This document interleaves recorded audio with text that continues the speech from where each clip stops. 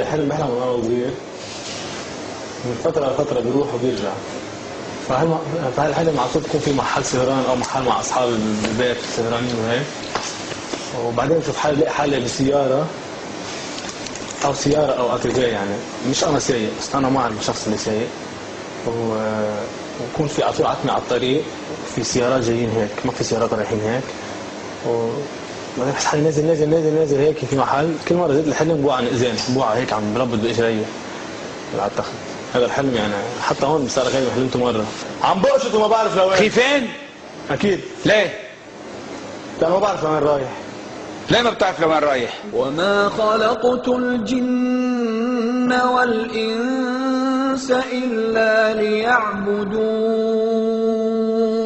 ما أريد منهم من رزق وما أريد أن يطعمون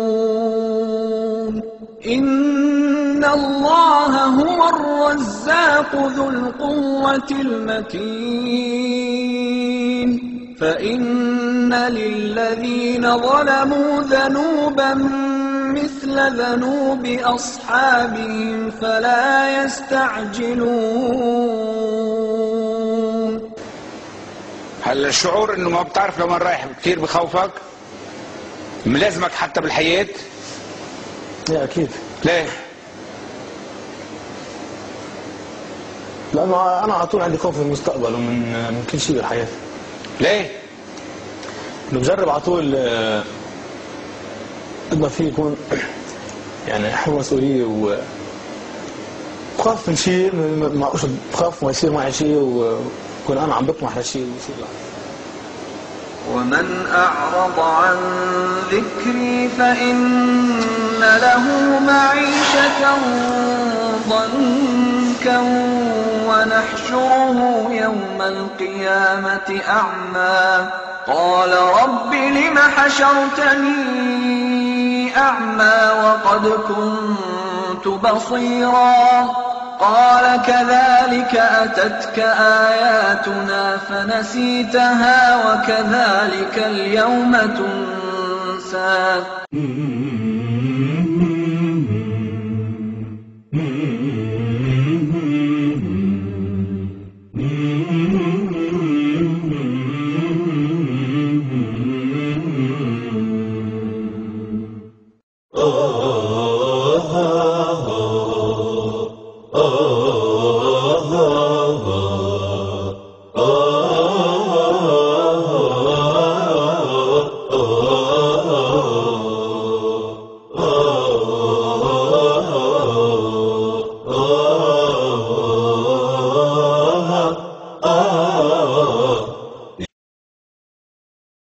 ويوم يعض الظالم على يديه يقول يا ليتني اتخذت مع الرسول سبيلا يا ويلتى ليتني لم أتخذ فلانا خليلا لقد أضلني عن الذكر بعد إذ جاءني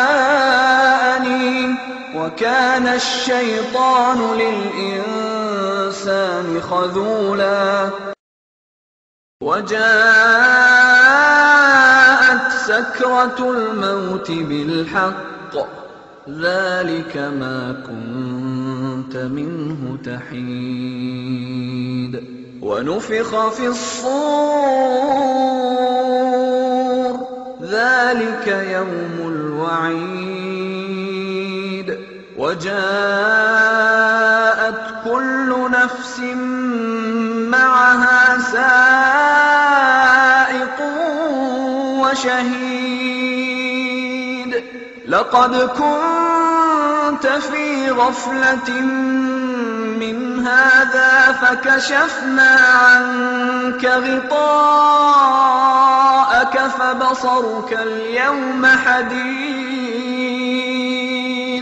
وقال قرينه هذا ما لدي عتيد ألقيا في جهنم كل كفار عنيد مناع للخير معتد مريب الذي جعل مع الله إلها آخر فألقياه في العذاب الشديد قال قرينه ربنا ما أطغيته ولكن كان في ضلال بعيد قال لا تختصموا لدي وقد قدمت إليكم بالوعيد ما يبدل القول لدي وما أنا بظلام للعبيد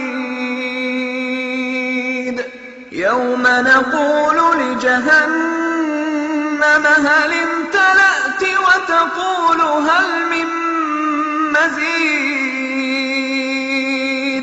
وأزلفت الجنة للمتقين غير بعيد هذا ما توعدون لكل أواب حفيظ من خشي الرحمن بالغيب وجاء بقلب منيب ادخلوها بسلام ذلك يوم الخلود لهم ما يشاءون فيه